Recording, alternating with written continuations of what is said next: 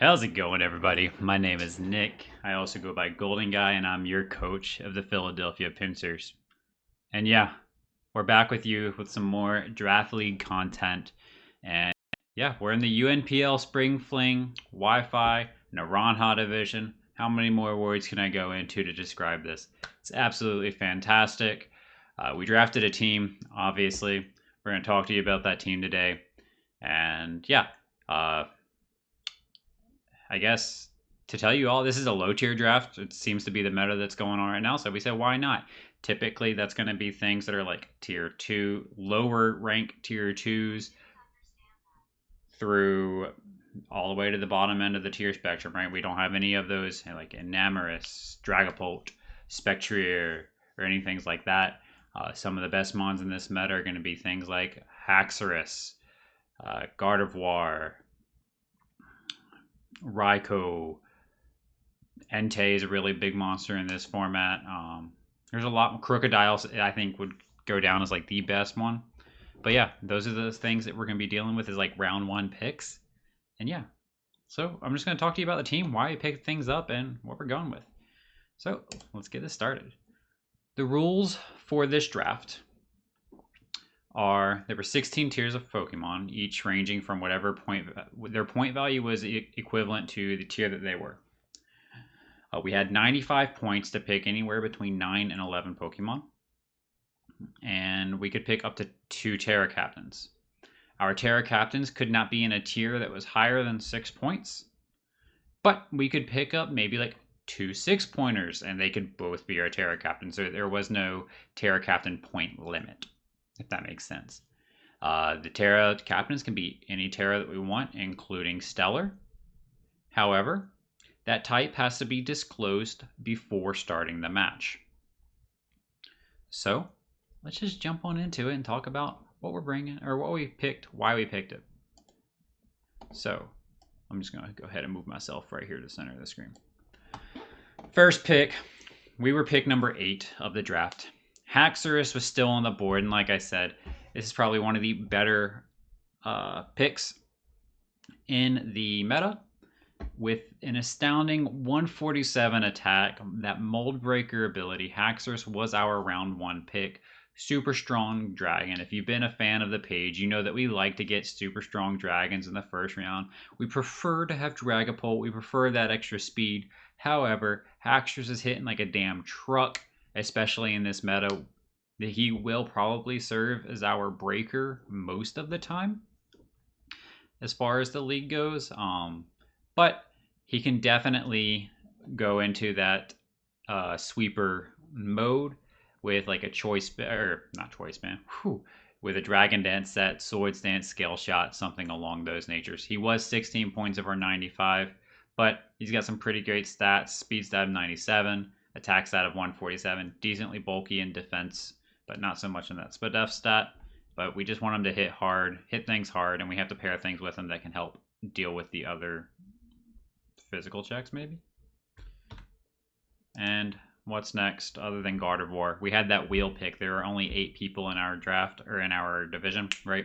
We were 8th pick, so we had that wheel pick going on. So we grabbed Haxorus and Gardevoir round 1. We really wanted Haxorus Primarina. However, Primarina got picked in the 7th slot of round 1, and that was rather unfortunate. So we settled for Gardevoir. Doesn't have the bulk necessarily that I wanted, other than like on the SPDF side, I really wanted Primarina for that bulk and the ability to hit hard. However, she does hit things pretty hard on the special side. Has a decent speed tier in 80. Good choice Scarfer. 3 abilities: Synchronize, Trace, Telepathy. We're not using Telepathy in this, where it's not a doubles league, so we're not going to be using that. Primarily, we probably will be focused on the Trace ability. Yeah, but which allows us to scout out other abilities on the team. Maybe abuse some Regenerator if we can find one. Abuse some Volt Absorb, Water Absorb, things of that nature. Storm Drain, you know. Has a really good wide move pool that we're going to focus on. So now we've got a pretty good physical attacker. Pretty good. A really good physical attacker in this meta and a really good special attacker in this meta. Let's try to shore up some things with some defense and maybe some hazard removal, right? Third round, Blastoise, baby. Fantastic rapid spinner. Always have to be wary of a Shell Smash set because it can come and it can just sweep. You know what I'm saying? And is also relatively bulky. Can be physical or special because, 85 or 83 and 85 respectively, but it can also just be a tank, right? Yawn, Flip Turn, Rapid Spin. These are just some of the notable moves that Blastoise gets. Obviously, I said Shell Smash, and hopefully we can smash on somebody at some point this week. Now, you're looking at a team. You're like, we got base 97, base 80, base 78 speed. It's not the fastest team, and I know that I've struggled in the past when I don't have a particularly fast team. So to complement that, why not just slow the other team down? With round 4, Vikavolt. We drafted Vikavolt because we wanted sticky webs. It also hits incredibly hard on the special side. Its move pool is a little limited, but if you've been watching the page for a while, you know that we like to draft Vikavolt. Typically, we end up dropping something to then go and get Vikavolt later on in the season because we've messed something up, I guess. But it's pretty bulky, can tank the hits and still get up the sticky webs. We use it pretty well, has access to that levitate ability so that we can switch in on those ground type attacks. Through the first 4 rounds, we've already used up over half our budget, which is perfectly fine. There's nothing wrong with that. So we have to start focusing on those lower tier mons. And, well, I picked up another Philadelphia Pinsir favorite in Colossal. I should probably just rebrand to something the Colossals, right? That'd be pretty cool. However, we like rocking with the Philadelphia Pinsirs. We're not going to change it, but we will just draft Colossal anytime that it is available. And it's a Terra Captain, right? You've seen how we used Terra Colossal in the past. It's an absolute menace when you can just pick whatever type you need, right? And it's got some incredible abilities. We're going to get Steam Engine off at some point this season. We're going to get a Flame Body Burn. We're going to soak up some fire hits with Flash Fire. And who knows? We're going to rapid spin some stuff away. We're going to set spikes, stealth rocks. Maybe we'll even throw out a tar shot here or there. I use Colossal pretty well. I realize that its name is spelled absolutely awful in there. But I use it pretty well, especially as a Terra Captain. It's become a mon that I've become increasingly grown fond of. And I plan on using it well this season, guys. After Colossal, we picked up another favorite in Kilowattrel. And you're like, Nick, you already have an electric type. Why did you draft Kilowattrel? I drafted Kilowattrel because I wanted the speed tier. I wanted the 125. And there were things like Electrode, Electrodesui, Regieleki I think was still on the board at this time. Jolteon was still on the board. And those are those upper speed tiers, right?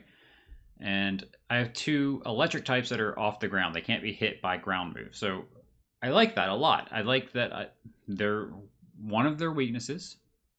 They can't get hit by. However, they're both pretty frail to rock type moves, which is going to suck when we have to go up against a Lycanroc team.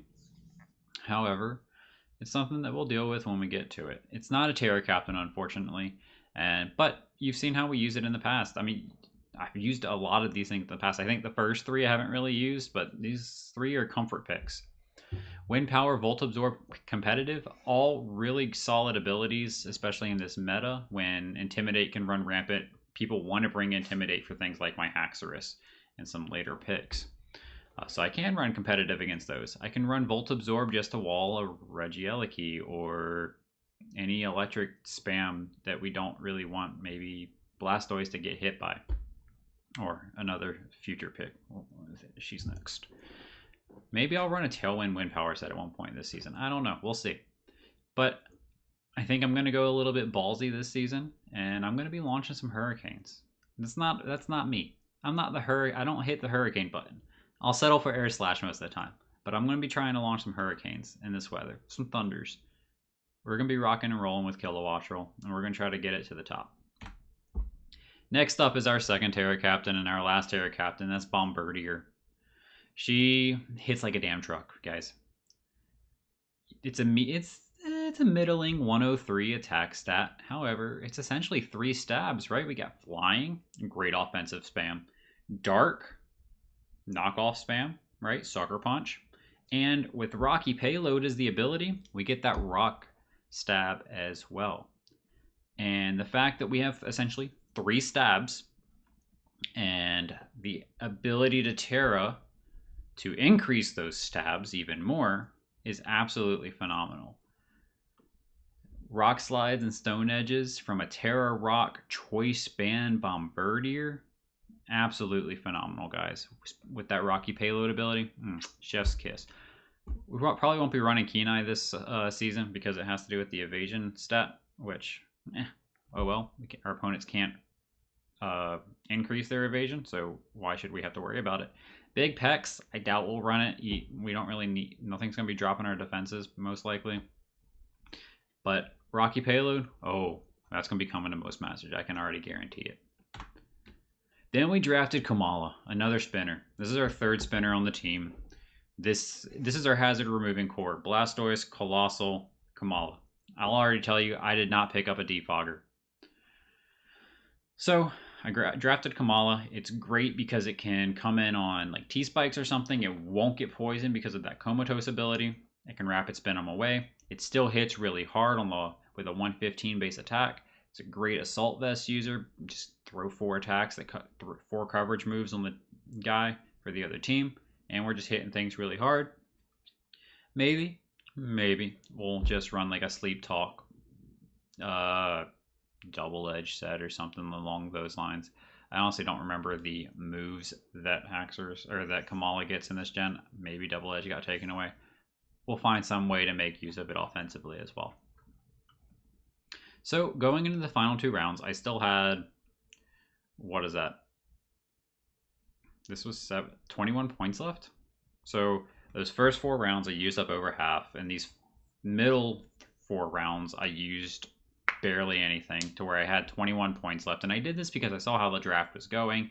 People were drafting their high point mons really early and leaving a lot of the low ones. I was like, I want my lower tier mons first, or I guess in the middle, so that I can take advantage of just holding off on these other 2 stronger mons, more point mons, for later on in the draft. One of those was Lucario. Lucario is great in this format because it can be both special and physical. Has good ability, steadfast for anything that wants to maybe hit fake out on me, and I can just get that speed boost instantaneously. Inner focus so that I can't get faked out and they can't drop my attack stat. Justified so I can raise that attack stat and come in on like a knockoff or something along those lines. But I can also run a special set. It's got great priority in things like Bullet Punch, Vacuum Wave, and Extreme Speed. And I think this can definitely sweep most of the time, especially in this league if we can break early with things like Gardevoir and Haxorus. But it's definitely something that my opponents will have to keep their eye on. It's nothing to laugh at, scoff at, whatever have you. Yeah, that's pretty much that guy. And last but certainly not least is Hoopa Confined. I was the only one over the, I think, 5 divisions, including the 2 showdown divisions, that picked up Hoopa. And I think with webs, Hoopa is an absolute menace. That's a base 150 special attack. Base 110 attack. Can come either way and just start breaking things if I need it to. The only issue with Hoopa is that its defense is garbage and it can't take a knockoff to save its life from most things. But we have that 130 special defense, so it's pretty bulky on that side, I guess. This is the team that we're rocking with right now. I think it's pretty good if I can utilize it with the webs to the best of my ability. I've got some good tailwind setters and Kilowattrel and Bombardier if I need to. Everything is can be a choice scarfer outside of like Colossal or Vikavolt, but maybe I'll bring a choice scarf Colossal or Vikavolt during the season just to have fun. But yeah, that's the team that we're rolling with this season, guys. We're hoping to put a vice grip on the competition after our semifinal exit in the UNPL main league. Yeah, hopefully we can show up and show out with this team. and pick up some wins while we're at it. My name's Nick. I also go by Golden Guy, and I'll be seeing you later in the season. Peace.